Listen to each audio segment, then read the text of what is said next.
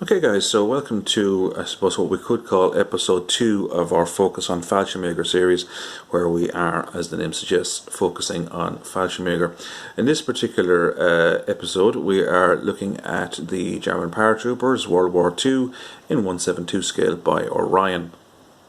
This is a brand that I've never actually used before and I'm not very familiar with, but I'm not too disappointed with them. A little bit impressed by what they've produced, but we'll have a look at that in a moment.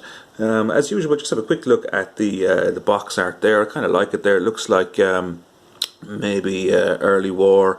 There's a bit of what looks like box girdering going on behind there, so it could be Albert Canal, that kind of thing, fall of France, Belgium, that sort of a scenario, early war stuff, or not. Perhaps it could be later war, of course, but that's what it makes me think of anyway when I see that image. The guy with the rather bespectacled chap here, I think that's quite interesting. But there you go. And the officer, of course, there looks pretty cool with his hand grenade and his Luger drawn, and in the background you can see the little bit of motorized transport there.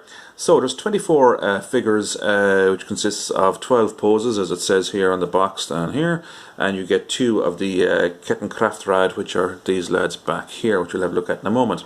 And that's basically the box artwork there. Side of the box, usual story, small parts, children 0 to 5, keep away from them, keep away from children anyway, I recommend. German paratroopers, blah blah blah blah, World War II, Orion, fine, fair enough. Few other examples of various things that Orion do. Probably won't need the medieval siege engines. There's some Volkssturm there as well, which might be cool. I don't know. We'll see how we get on with these. Might look at those another day. And back here then, kind of a image indicative of what's in the box. So there are the poses there, and there is a sort of exploded diagram of the Kettenkraftrad. So that's that. So let's have a look at the contents now that we've had a look at the box. Figures first, I suppose. And this is the sprue. You get 2 of these sprues that are quite small. As I say, there's only 24 figures in this anyway. Now, people might bemoan the fact there's only 24 figures, and you could probably have gotten another 10 or so in for the sake of the two Kettenkraftrad. But look, that's what you get. So that's what you got to work with. A little bit of flash on the actual sprue itself, but not much affecting the actual figures, which is kind of cool. A little bit here and there, but nothing to worry about, really, to be perfectly honest. A little bit there on this guy as well, but it's not too severe. So I'm not expecting that to cause any major problems. The other sprue, just to see, this is actually a bit better from a flash perspective. A little bit less on that. And look, fair enough, that's the way that is. So you get this individual here who has a knife, and looks like he's tackling someone by the hair maybe or something. I don't know. We'll see how he works out. It's a nice animated pose, although I don't know who's going to interact with or whatever. We'll see. The officer I really like. I think I read in the Plastic Soldier review online that they weren't too fond of this, that they found it an unusual pose. But I think it's quite cool actually, because he's obviously swinging that around kind of to his left, that grenade. So I think that looks pretty interesting. It's quite a different pose from an officer perspective. We don't usually get the unit leader looking like that. Luger drawn, fine. These guys here are the crew for the Kettenkraftrad, which is fine. And this guy here is a guy running with his MP40, and a guy chucking a combination grenade there. Obviously take the heads off the steel Steilhandgranate, the potato masher grenades, and wire them together to make a larger charge. He's got his MP40 there, looks pretty cool. And then you have an MG34 guy down here. You've no assistant for the MG34, but he does have the drum magazine, so I suppose he could operate on his own. But it would have been nice to have a number 2 for him. But anyway, and then you have this guy kind of advancing. We'll have a look at the other side of the sprue in a second. This guy has a rifle. Nice detail on the the back there. In fairness, and there as well. MP40, got an MP40 firing.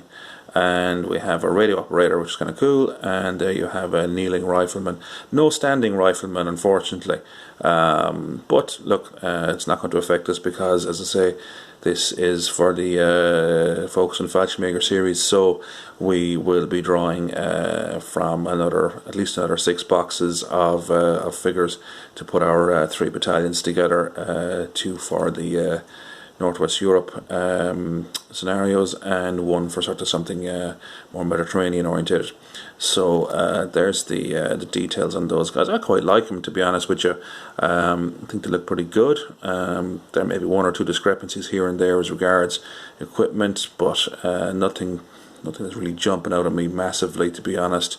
I'm wondering whether this guy will fit into the back of the Kettenkraftrad easily enough or not. Might be a little bit of trimming, don't know, but we'll see.